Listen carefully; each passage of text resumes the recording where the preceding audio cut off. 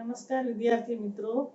इससे पहले हमने जो काव्य पढ़ा उसका होमवर्क आपने कर लिया होगा। आज जो पाठ हम पढ़ने जा रहे हैं, जो गद्य हम पढ़ने जा रहे हैं, उसका नाम है स्वराज्य की नींव। और इस गद्य के लेखक है श्री विष्णु प्रभाकर जी। विष्णु प्रभाकर जी की रचनाओं में प्रारंभ से ही देश प्रेम और राष्ट्रीय चेतना, समाज सुधार आदि का स्वर प्रमुख रहा है।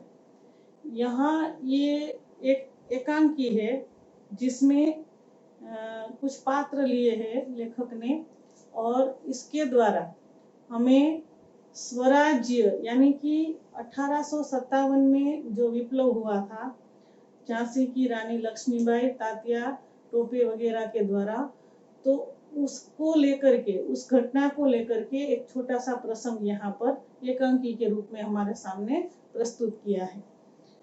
झांसी की रानी के बारे में तो हम सभी वैसे जानते ही हैं। लक्ष्मीबाई जो है, उनके विषय में सुभद्रा कुमारी चौहान ने एक बहुत ही सुंदर काव्य लिखा था, और वो काव्य जग प्रसिद्ध हुआ था। बहुत ही सुंदर काव्य था। बूंदेले हर बोलो के मुंह, हमने सुनी कहानी थी, खूब लड़ी मर्दानी, वह तो झांसी वाली रानी थी। शायद आपने कहीं ना कहीं पढ़ी हो। बहुत ही लंबी कविता है जिसके अंदर महारानी लक्ष्मीबाई के जीवन की पूरी कथा है, जिस प्रकार से उन्होंने अंग्रेजों के साथ युद्ध किया था। तो यहाँ पर जो एकांकी है उसमें हमें, उस एकांकी में कुछ पात्र है जो मैं आपको बताती हूँ। मुख्य पात्र है इसमें लक्ष्मीबाई। इसके अलावा उनकी दो सखियां हैं, जूही और मुंदर, और रघुनाथ राव सेनापति और तात्या।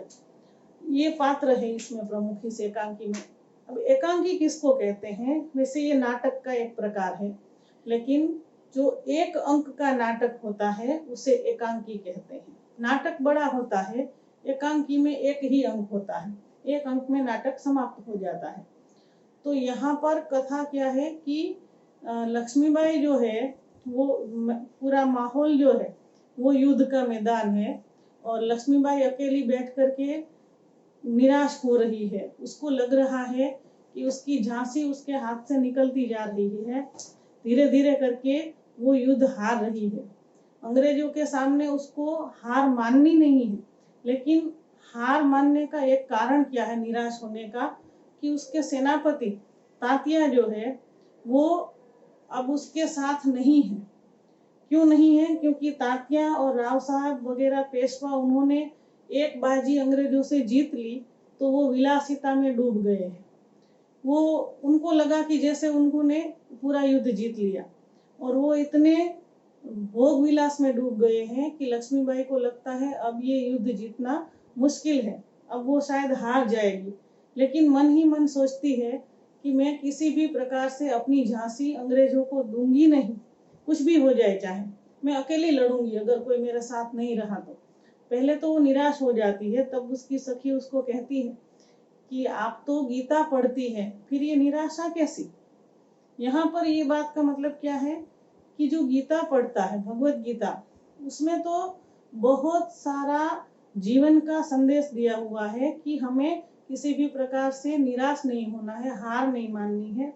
तो महारानी तो गीता का पाठ करती है, तो फिर वो निराश क्यों हो रही है? तो महारानी कहती है लक्ष्मीबाई कि मैं निराश नहीं हो रही हूँ। और बाबा गंगादास जो है, उनके गुरु थे, उन्होंने भी उनसे कहा था कि जब तक समाज में छूत अछूत, ऊंच नीच का भेदभाव खत्म नहीं हो जाता है, और जब तक हमारे अंदर त्याग और बलिदान की भावना जागृत नहीं होती है, तब तक हम कभी भी आजादी प्राप्त नहीं कर सकते हैं। हमें अगर देश प्रेम, आजादी, स्वराज्य प्राप्त करना है, अपने अंदर देश प्रेम की भावना जगानी होगी। और ये कब होगा? जब हम बलिदान देंगे, खुद का बलिदान देना पड़ेगा, तब त्याग और बलिदान, इसी से स्वराज्य मिल सकता है। और हमारे देश को स्वराज्य दिलाने में महिलाओं का, स्त्रियों का भी महत्वपूर्ण हिस्सा रहा है। ये बात इस एकांकी से साबित करने की कोशिश की गई है कि लक्ष्मीबाई जो है, उन्होंने अपनी महिलाओं की, स्त्रियों की एक सेना बना रखी थी, और वो स्वयं युद्ध मैदान में जाकर के युद्ध लड़ती थी अपनी सेना के साथ। तो उस समय उनका ये जो वीरतापूर्ण रूप था, वो सबके लिए प्रेरणादायक था। कि एक स्त्री होकर के, एक औरत होकर के किस प्रकार उन्होंने अंग्रेजों के साथ युद्ध किया। वो जीत भी रही थी, लेकिन उनके सेनापति जब इस तरह से वो विलास में, भोग विलास में डूब गए तो वो निराश हो गई। उस समय जूही, उसकी सखी है, उसके साथ रहती है हमेशा। वो उसको कहती है कि आप कहे महारानी तो मैं अभी जाकर के तात्या को बुला कर लाती हूँ। वो रास्ता भले ही भूले हैं, लेकिन फिर भी वो देशभक्त है। उसी समय वहां उनकी दूसरी सखी है मुंदर, उसका प्रवेश होता है और वो कहती है कि हाँ हाँ, तू तो तात्या का ही पक्ष लेगी ना। ऐसा क्यों कर रही है वो? क्योंकि जूही मन ही मन तात्या को चाहती है। तो जूही कहती है कि हाँ जरूर, मैं उनका पक्ष ले रही हूँ, लेकिन इसलिए नहीं कि वो अभी भोग विलास में डूबे हुए हैं, राव साहब से, पेशवा से, सबसे मिल गए हैं। मैं उस व्यक्ति से प्रेम करती हूँ जो सच्चा देशभक्त है, और इसलिए महारानी वो रास्ता भूले हैं, मैं उनको रास्ते पर खींच कर ले आऊंगी। तो मुंदर इस बात से सहमत नहीं है। वो कहती है कि तू तो उसके लिए नाचने को भी तैयार हो गई थी। तो उसने कहा नहीं, मैं उस तात्या के लिए नाचने को तैयार नहीं हो गई थी। मैं नाच सकती हूँ, लेकिन किसके लिए? सिर्फ स्वराज्य के लिए। तो स्वराज्य प्राप्त करने के लिए जो जोश इन औरतों के हृदय में है, वो बात यहाँ पर बार बार दोहराई जा रही है। महारानी कहती है कि नहीं, जूही सही है, वो स्वराज्य के लिए तात्या से भी लड़ गई थी। उसने मना कर दिया था कि वो नाचने के लिए राज्यसभा में नाचने नहीं जाएगी। वो स्वराज्य के लिए कुछ भी कर सकती है, लेकिन भोग विलास के लिए कुछ नहीं करेगी। और इस समय हमें क्या काम करना है? मुख्य रूप से रानी कहती है कि अब तो आशा बिल्कुल नहीं रही कि हम युद्ध जीत सकते हैं, क्योंकि अभी आजकल तो विश्वास ही नहीं रहा किसी को, दोस्तों के ऊपर अब मुझे विश्वास नहीं रहा, तो हम अंग्रेजों से कैसे लड़ सकते हैं। तभी मुंदर जो है वो कहती है कि नहीं महारानी, ऐसा नहीं है, हम आपके साथ हैं और हम कैसे भी करके ग्वालियर का किला जो है वो अंग्रेजों के हाथ में नहीं जाने देंगे। तो उस समय वहां पर ये तीनों तय करती है कि हम जरूर आगे युद्ध करेंगे और ग्वालियर का किला जो है वो जीतेंगे। उसी समय उनका सेनापति रघुनाथ जो है वो समाचार लाता है कि मुरार के ऊपर अंग्रेज जनरल जो है उस समय का, जनरल रोज, उसका नाम जनरल रोज जो है, उसने पेशवा के किले पर कब्जा कर लिया है। पेशवा उससे हार गए हैं। तो महारानी उस समय थोड़ी दुखी होती है, लेकिन फिर कहती है कि यही अच्छा हुआ। अब पेशवा की आंखें खुलेगी। जब कोई ठोकर मारता है तभी पता चलता है कि अब हम हार रहे हैं। तो तब तक उन लोगों को स्वराज्य का मतलब ही समझ में नहीं आएगा जब तक ठोकर नहीं लगेगी। और ये अच्छा हुआ, अब उसकी आंख खुलेगी। आंख खुलेगी का मतलब है सच्चाई का पता चलना। तो अब महारानी क्या कहती है कि चलिए अब हमारा रास्ता और आसान हो जाएगा। अब मैं ग्वालियर का किला जो है वो अंग्रेज के हाथों में कभी जाने नहीं दूंगी। रोज के साथ मैं युद्ध लड़ूंगी। वो पूरी युद्ध की तैयारी करती है, रघुनाथ को आदेश देती है कि आप सैनिकों को तैयार कीजिए, हम युद्ध करेंगे।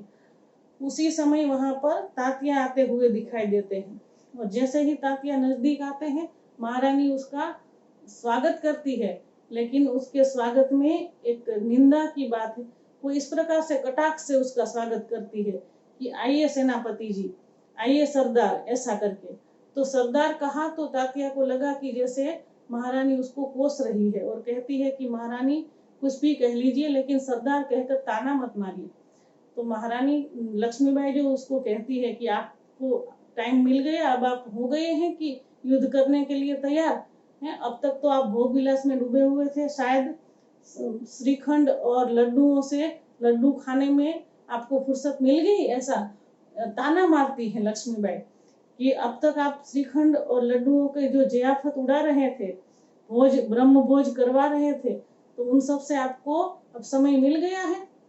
तो तात्या जो है बहुत ही शर्मिंदा हो जाते हैं और रानी से क्षमा मांगते हैं। कहते हैं कि जो भी हो, मेरी तो आप ही महारानी है और मैं आपका सेवक हूँ। अब आप जो भी आदेश देंगी उसका मैं पालन करूंगा, और मैं ये आपको वचन देता हूँ कि कुछ भी हो जाए, अब हम ग्वालियर का किला जो है उसके ऊपर अंग्रेजों का कब्जा नहीं होने देंगे। तो महारानी फिर खुश हो जाती है और कहती है कि ठीक है, फिर चलिए। हम युद्ध के लिए आगे बढ़ते हैं। और हमें एक बात याद रखिएगा कि चाहे हम युद्ध में हार भी जाए, लेकिन हमारी वीरता कलंकित नहीं होनी चाहिए। तो ये बात जब तात्या सुनते हैं तो कहते हैं कि सच में महारानी, आप तो वीरता की प्रतिमूर्ति है, हमें आपसे ही तो प्रेरणा मिलती है। तो महारानी का कहना ये है कि चाहे हम स्वराज्य हासिल ना कर पाए, लेकिन हम स्वराज्य की नींव का पत्थर जरूर बनेंगे। नींव का मतलब क्या होता है कि जब हम कोई मकान बनाते हैं तो मकान बनाने से पहले जो जगह खोदी जाती है उसको नींव कहते हैं, और उस नींव में जो पत्थर रखे जाते हैं उसी के ऊपर पूरा मकान जो है वो खड़ा होता है। तो अगर नींव मजबूत होगी तो मकान भी मजबूत रहेगा, ज्यादा समय तक टिकेगा। इसलिए यहाँ महारानी लक्ष्मीबाई किस नींव की बात कर रही है? स्वराज्य की। और स्वराज्य की नींव अगर मजबूत हो गई तो फिर हमें आजादी मिलने से कोई रोक नहीं सकेगा, ऐसा लक्ष्मीबाई का मानना था। और इसीलिए 1857 का जो विप्लव हुआ था वो पहला युद्ध था अंग्रेजों के खिलाफ हमारा। और उस समय कई ऐसे देशभक्त थे जो इस नींव के पत्थर बने। हालांकि हम अंग्रेजों को उस समय हरा नहीं सके, लेकिन एक शुरुआत हो गई थी कि अब हम उसके सामने डटकर उसका मुकाबला करेंगे अंग्रेजों का। और ये नींव जो रखी गई उसमें मुख्य जो पात्र रहे वो ये सारे। और लक्ष्मीबाई जो है वो सबको वीरता का संदेश देती हुई, सबको हिम्मत बढ़ाती हुई युद्ध में आगे रहती है। एक स्त्री होकर के, औरत होकर के उसने जो वीरता दिखाई थी वो शायद भारतवर्ष में अमर हो गई। और इसीलिए आज भी हम लक्ष्मीबाई को याद करते हैं। तो किस लिए याद करते हैं? कि वो स्वराज्य की नींव का पहला पत्थर थी। और इसीलिए ये एकांकी जो है उसका मूल संदेश भी यही है कि अगर हमें किसी भी तरह से, किसी भी समाज से, किसी भी गुलामी से आजादी चाहिए तो सबसे पहले हमारे अंदर वीरता का होना बहुत जरूरी है। और वीरता के साथ साथ त्याग, तपस्या और बलिदान की भावना होनी चाहिए। जब तक हमारे अंदर ये गुण नहीं होते, ये भावना नहीं होती, हम किसी से भी आजादी हासिल नहीं कर सकते हैं। तो ये इस एकांकी का मध्यवर्ती संदेश है। नमस्कार।